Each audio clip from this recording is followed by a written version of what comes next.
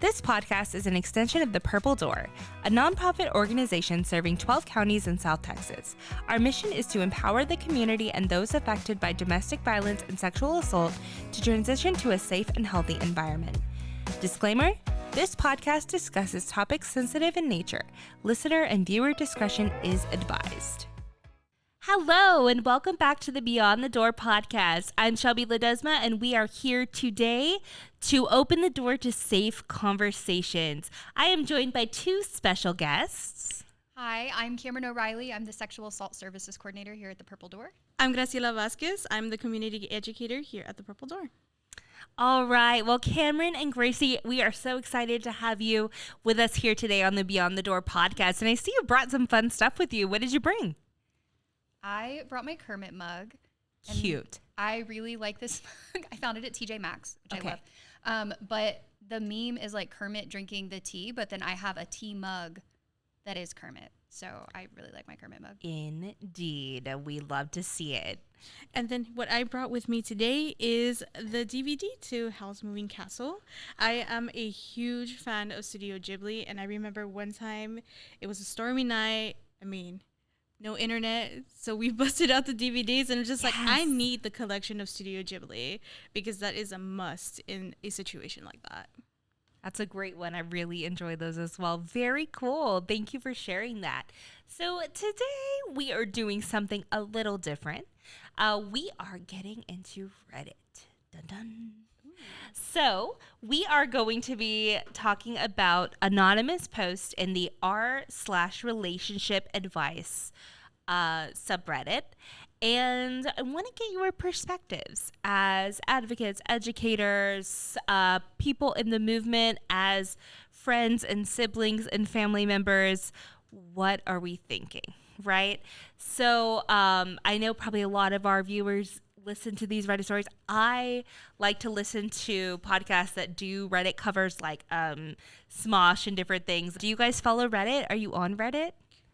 I am not on Reddit. I feel like that is an interesting territory of itself, but I do love Shane Topp's Reddit stories. Right. So that is something fun to watch and casually view, not exactly to explore on my own. Yeah. Fair. I am not on Reddit. I like to watch the TikToks where podcasts like cover Reddit threads, but I have used the AITH threads when I teach like conflict resolution. We'll go through and then we'll do like, how could they have resolved this conflict and look at them through that context, which is kind of fun. So I do like to read them on occasion. Absolutely. Okay, well, let's get started. So before we read these stories, just wanting to remind everybody that these are anonymous posts on the r/relationship advice thread. So we cannot corroborate these stories. We do not know the people in these stories. And we ask that you don't try to find out more information about these folks. We're more going to talk about the context of the information and the idea that we as allies and people in the movement to end violence, we believe survivors. So we are going to come from the lens of this is posted. We are going to believe those victims are survivors from their story. All right, getting into our stories for today from the r/relationship advice thread. I forgot the safe word, so he didn't stop. This is 23 female and 29 male. We've been together for months. He wanted to try something I didn't really want, but agreed to it after a while. Because I didn't want to do this initially, he told me we'd have a safe word and that it felt uncomfortable or anything, I could say the safe word and he would stop. So when it started, I didn't like it, but I didn't say anything because he really wanted to do this. But then I felt very uncomfortable and I was in pain, so I told him to stop. I kept telling him to stop and tried to push him away, but he kept going. I told him that I didn't remember the word and he didn't listen. He only stopped after I started crying and not as soon as that happened. He apologized and said that he thought I was playing along and that I was lying about not remembering the safe word. I asked him why he didn't stop the moment he saw me crying, and he said he didn't notice and that he stopped when he did. And then he blamed me for forgetting the safe word and said it was my fault for not doing what we had agreed to. I know he's right, But I'm really upset about this whole thing, and although it's my fault for forgetting, it still hurts that he ignored me even when I was crying and pushing him away. I know it's my fault, but this doesn't feel right, and I'm still crying a day later. He's been calling me, and I haven't picked up the phone yet because I need some time, and I feel terrible about it because he's still my boyfriend, and technically he didn't do anything wrong. I want to say, when you were reading that, it made me think about a lot of aspects. So yes, I'm a community educator, but the first 4 years working here in this agency, I used to do direct services, and I just thought of this particular client that I had. Um, Oftentimes, they don't know that they have complete autonomy of their own body. They have the misconception, just because I'm in a relationship with someone means I have to do this to make sure my partner is happy, make Right. sure my partner is satisfied. I need to fulfill their needs, right? So in the beginning, it sounded like, oh, yes, I eventually caved in because I Right. wasn't too gun ho about it, because she wanted to make sure, well, this is just me.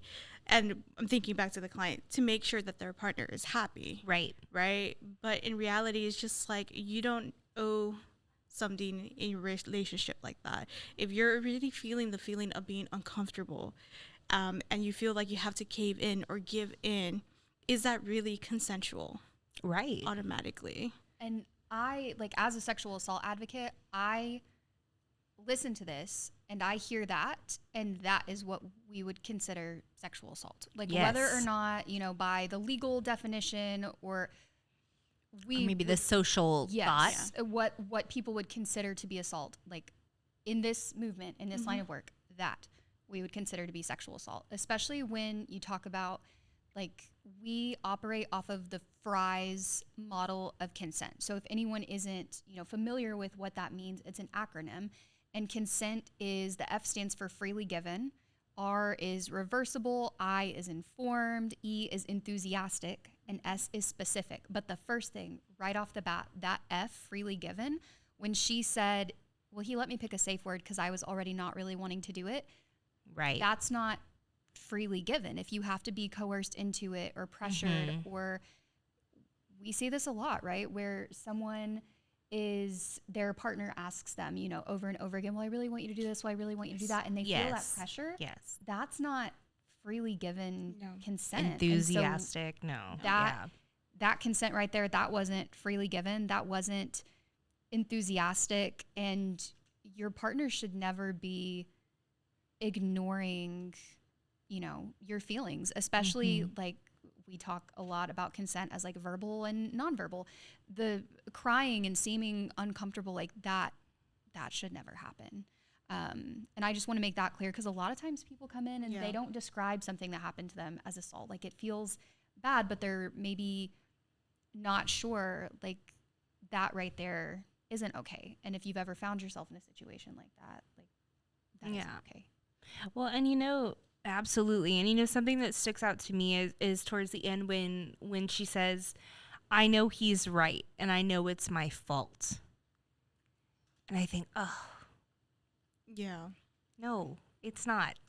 It's not it's not your fault, and he is not right. And Gracie, as you mentioned, he does not have, or any partner in a relationship does not have autonomy over your body, right? Like, you get to choose that. And and this guilt of feeling bad and kind of like gaslit and being blamed is another form of abuse, right? And the term safe word, it sounds like they're part of a specific community, right? Yeah. The BDSM community as well.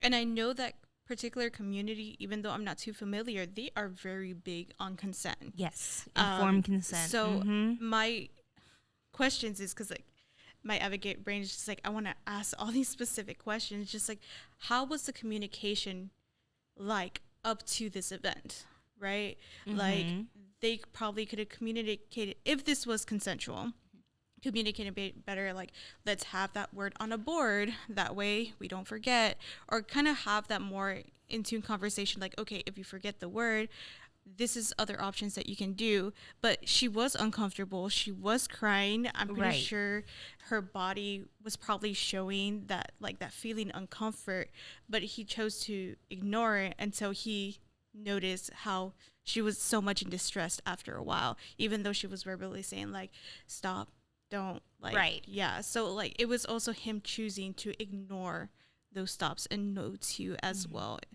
what was happening. And I want to add to that because I feel like when I hear safe word, I think the same thing, right? Yeah. The BDSM community, the kink community. And I almost feel like the idea of the safe word is being thrown back in her face, maybe as like, oh, Yeah. well, this is your fault because you didn't remember the safe word. If you, because like you know, I didn't really know a lot. People who know me in real life are going to be like horrified that I talked about this on a work podcast. But when I was in college, a little backstory. So I've been working here, but in college, I volunteered as a victim advocate and I did my master's thesis focus in sexual violence advocacy. So I read an article called 50 Shades of Consent that actually talks about how the BDSM community discusses and looks at consent compared to how people would think of it just from knowing like 50 Shades of Grey, right?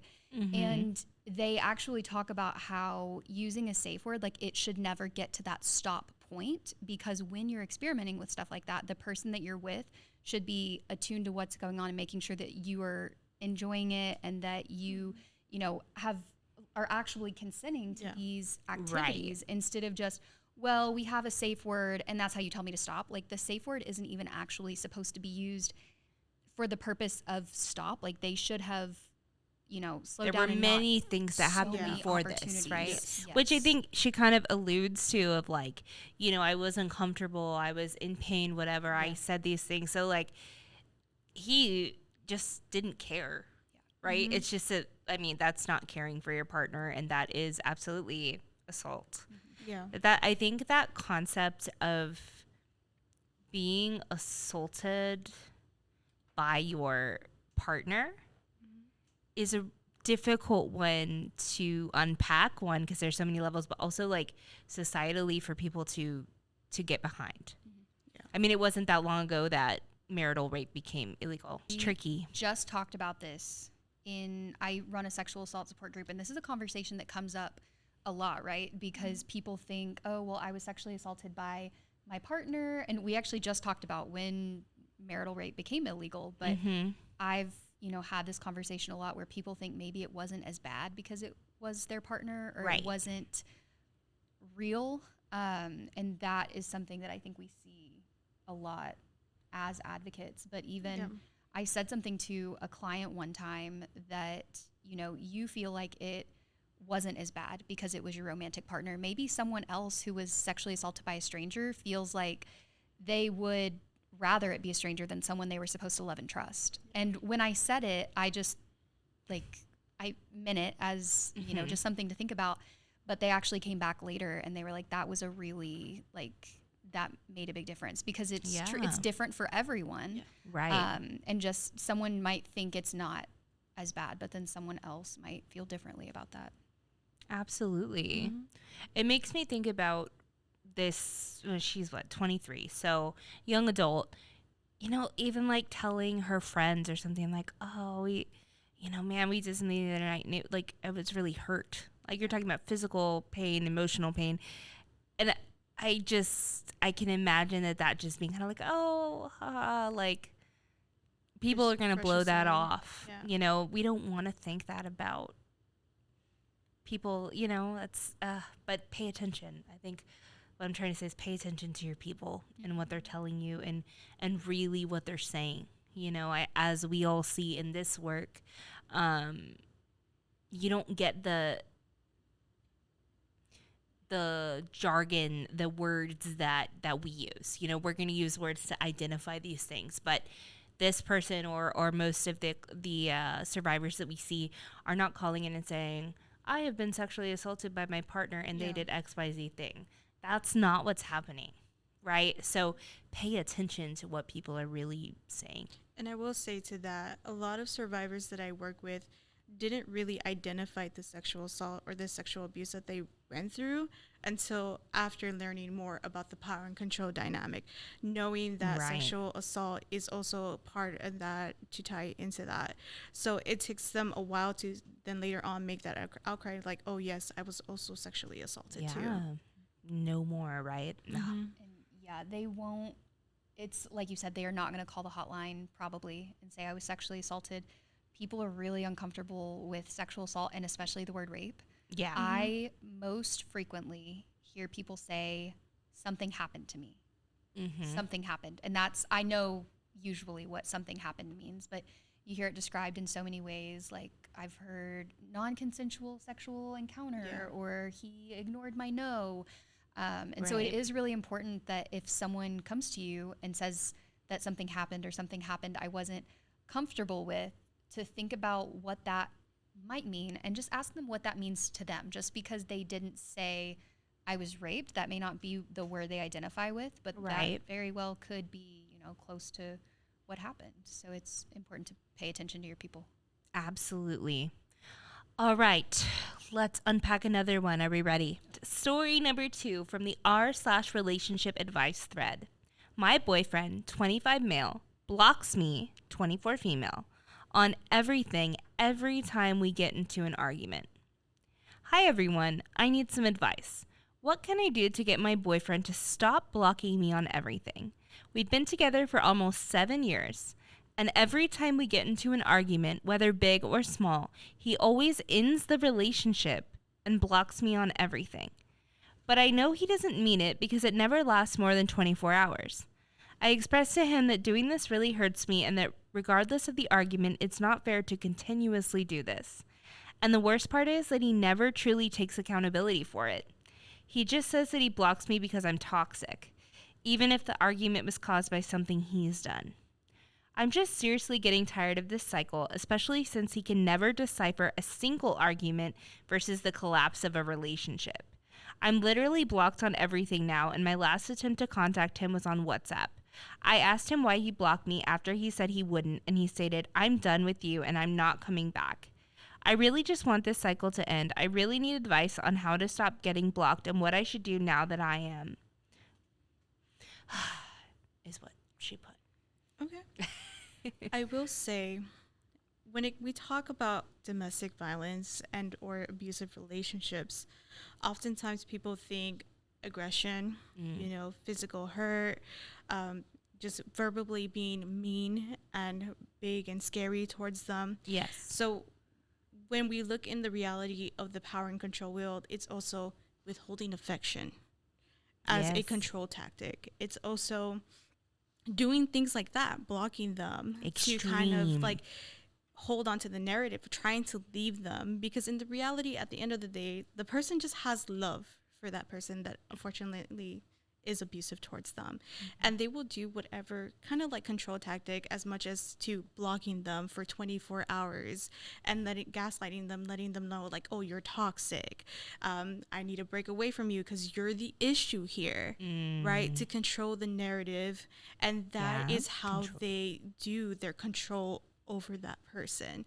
So that unfortunately is a good example of that, because again, when people think back to domestic violence, the name in itself sounds mean and aggressive. Somebody's physically hurting someone else, but it can go as simple as doing things like that.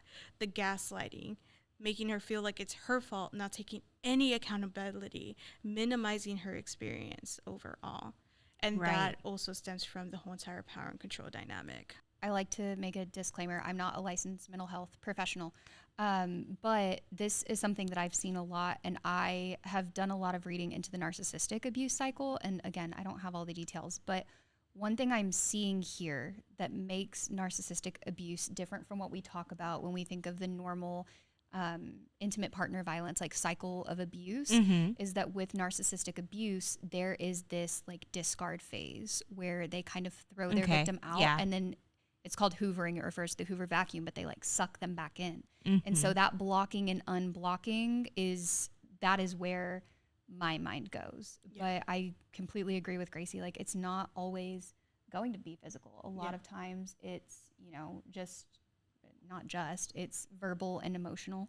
And it can look very different, but that blocking is used as a form of power and control. Absolutely. Well, and I think too about, so for this person, I'm thinking, okay, in this relationship, basically, if I say, I don't want to eat spaghetti for dinner, does that mean that we're breaking up?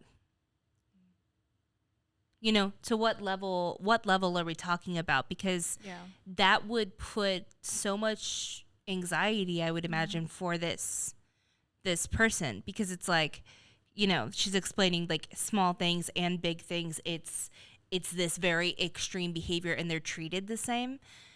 Golly, how do you do anything? Right? I mean, it's you would be on eggshells all the time, which is that abuse, Yeah. Gracie, that you're And you can't. mentioning. And Cameron, it's like, that sounds so stressful. Yeah. Yeah. and You it know, sounds you like- never know what's going to happen. Yeah, so it sounds like she can't fully express like what she likes. Anything that can, like you said, stepping around eggshells, like any little comment that she may make might set things off, and it's just like having to be cautious 24/7, having that like anxious feeling all the time, just like, can I say this, can I not say this, will this set him off? Like, I'm worried about what's going to happen. I love this person so much, I don't want this to go anywhere wrong. What can I do to fix the relationship? Again, putting so much on her and taking zero accountability of the harm that he's causing her as well. Yeah. And this is something that I see sometimes. Obviously, I work more on the sexual assault end of things, but I do see dual clients and sometimes people who are experiencing DV where an abuser will use something like blocking their partner, right? And they will call it boundaries. And I'm protecting my boundaries because you're toxic.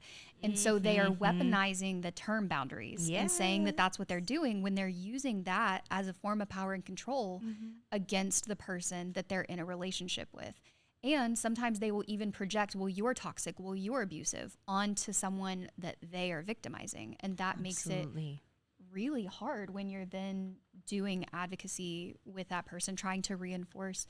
But that's also where my mind goes hearing this. Yeah, and the digital abuse, I'm thinking about the blocking. Like, we are in this newer area of victimizations of that digital abuse, of the blocking concept, or that, you know, I will remove myself to not be digitally connected to you. That's so interesting. And I think that affects so many of our young people because it matters so much.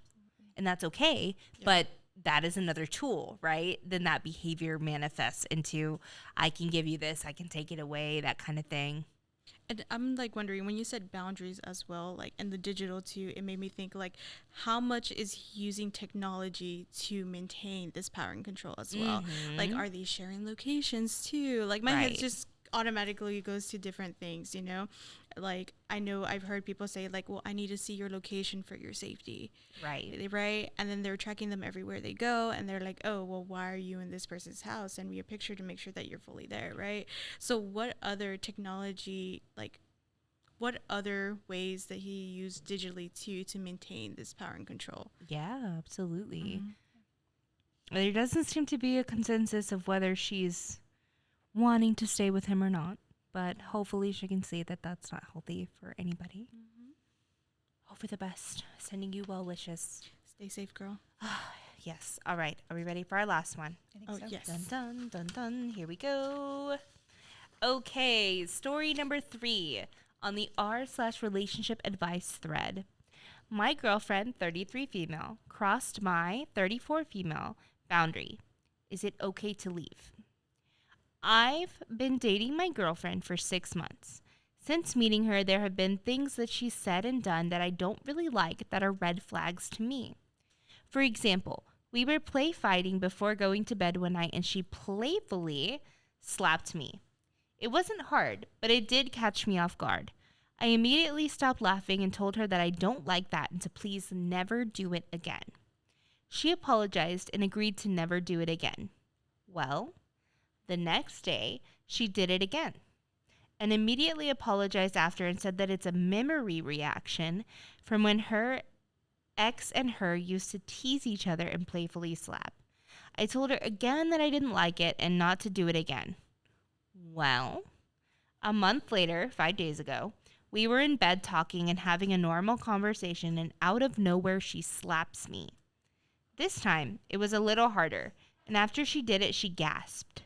I said, WTF, and turned over to face the other direction and didn't speak to her for the rest of the night. I was so stunned because there was zero context as to why she would do this. While I was turned, I could hear her behind me slapping herself, testing out how hard she slapped me, which I thought was a strange behavior. The next morning, I told her that I didn't want to continue the relationship because it is the third time she had slapped me and that it is clearly a pattern and I won't tolerate it anymore. After saying that, she blew up and started yelling and crying and saying, "You're making me sound like an abuser. I have trauma from my mom being abused by her boyfriend, so I take the accusation very seriously." And it wasn't even that hard. It was just a tap. I even hit myself after to make sure it wasn't hard because I knew you would make a big deal about it. She then said a bunch of other things. I honestly tuned it out because I was in shock at how she was acting like the victim and getting mad at me. She proceeded to kick me out and took her keys and gave me back my spare key.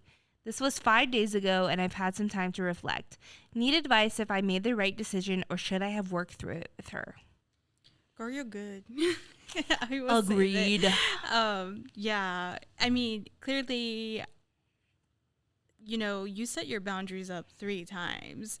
You let them know how you felt uncomfortable. And then, like, saying, like, I used to do this with my ex. Like, girl, no. Like, It's not me. That is not, you're in a completely different relationship. But, yeah, like, if somebody is not fully respecting your boundaries after you communicated multiple times and you're just like, oh man, should I just make it work then?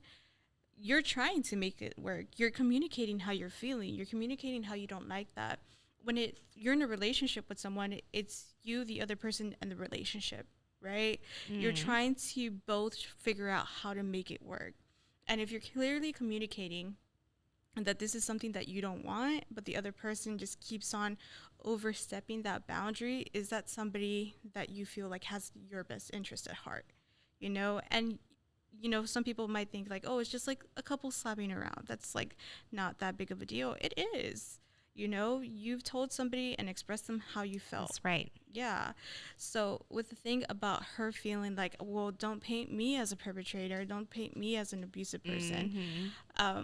I've had so many situations where, I've had friends, clients, peers, they grew up watching domestic violence at home, right? And the same thing I asked, like, well, how do you know how to parent? You learn from your parents, right?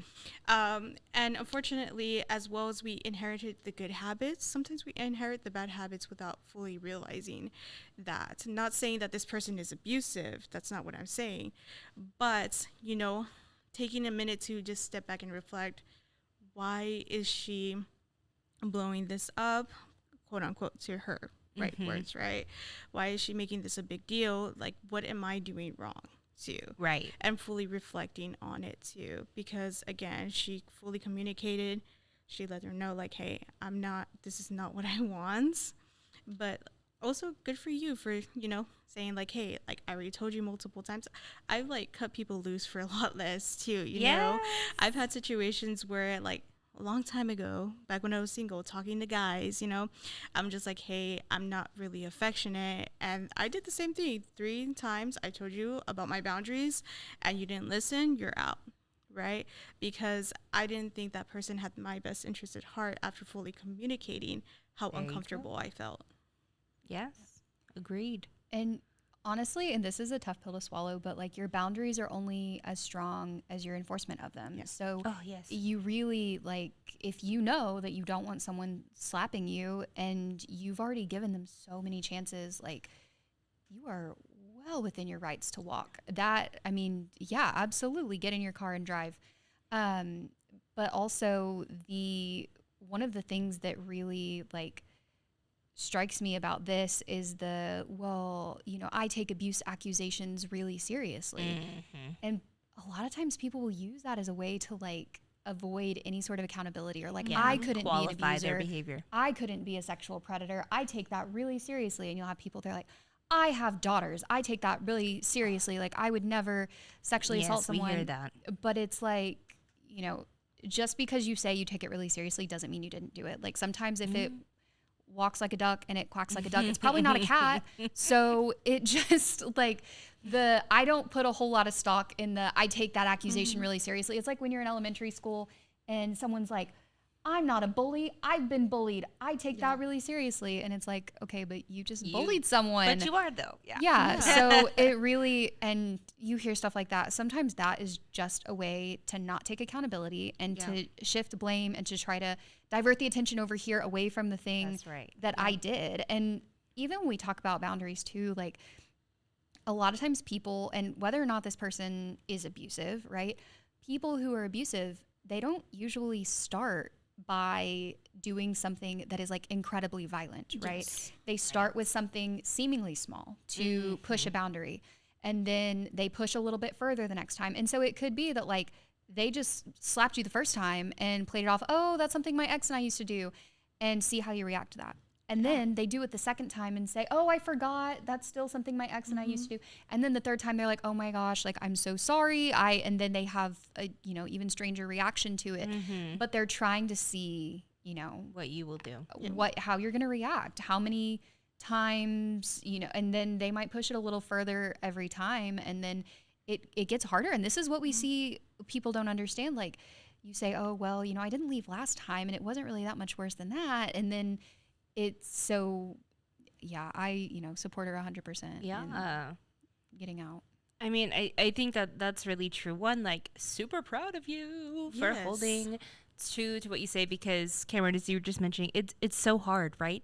There's so many ways you could talk yourself into staying. Absolutely. I mean, I think inherently, as we see, and one of the reasons that the power and control dynamic works is because we don't want to believe that people would do something to hurt us intentionally. Yes. Right? So a lot of times that's what we're going to see for our survivors. Like, well, they didn't, they forgot, or they were overwhelmed, or it wasn't that bad, or I'm making a big deal, or whatever that may be. And so it's honestly great to see somebody that's like, okay, no, this is my boundary. This is what's going to be healthy for me. But she still at the end asks, like, am I overreacting? Should I have tried to make it work? Yeah, because again, you have love for this person, and there's like, you can see like, oh, well, is what she's saying? Because again, she's not holding any accountability of her actions. So it's making her feel like, oh, like maybe like I might need to try to make it work. Whenever I used to work with clients, oftentimes they're just like, well, I didn't see like the signs, right? I didn't realize like it was like the physical abuse came out of nowhere, right?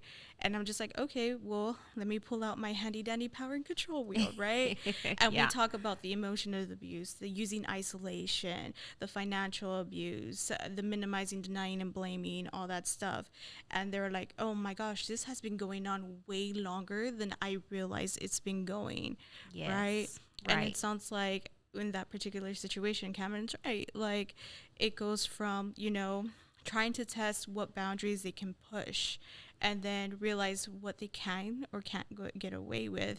And then going slowly there, and it slowly escalates and build up. So unfortunately, I know we're in 2026. We hear questions just like, why don't they just leave, right? It's still something I hear to this day after 7 years of being in this movement, right? But, and even with her working with teens, just like, oh, as soon as somebody's going to abuse me, miss, I'm walking out. And I'm just like, okay, but how would you know where this abuse started? They're not going to straight up say all these negative things about you. They're not going to straight up physically hurt you. They're going to try to coax things and try to kind of like hide it behind the door of love. Like, I'm tracking you because I care about you and I love you, love right? bombing, right? And just kind of like doing all those things that a lot of people doubt themselves, just like, maybe I should try to make this work. Maybe it's just me overthinking it. And it goes back to like taking no accountability, the gaslighting, and they feel like, okay, maybe I can try to make this work. But this particular person with the story is just like, good job, girl. Like, you were able to recognize it right away, and you were able to kind of distance yourself from that. Yeah. And know that you deserve someone who will hear you and really follow through with what they say. I think, Cameron, like you were mentioning, actions and words. We all know what's the saying? Actions speak louder than words. Yes. That is the universal saying, and it is the most true. You can tell me all you want. Oh, I'm sorry. Oh, it's this. Oh, it's that. But you did it again. So your action was not what you said. Yeah. And that matters most, right? For so many things, but especially, in a relationship, family, friend, romantic partner, whatever that may be. So glad that she's getting something good out of it. And hopefully. And as happy as we are for her, I also want to emphasize that just because someone isn't ready to leave doesn't mean that they never will. It doesn't mean that they don't still deserve support, right? It doesn't mean that we're not still proud of them. It's just sometimes it's, refreshing to see somebody get I hope a happy ending. I mean, we only have so much, but we don't know, but hopefully so, right? Hopefully for everybody that we've read about today, that they have that support system that believes them.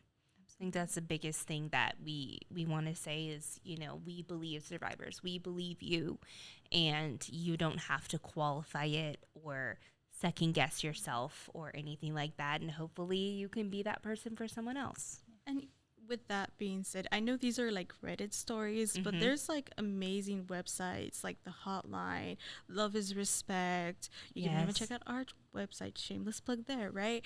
Of just like what these dynamics look like, right? Doing a little bit more research. Love is Respect has like, are you in a healthy relationship quiz? And you can just take that to see like where you are and what's going on there. So there's resources out there that if you're going to Reddit to like look, there's more support out there from you outside from that. So hopefully the commenters there were also pretty nice and supportive too. Yeah. Absolutely. Well, thank you very much, guests, for being here today. Cameron and Gracie, thank you for joining us.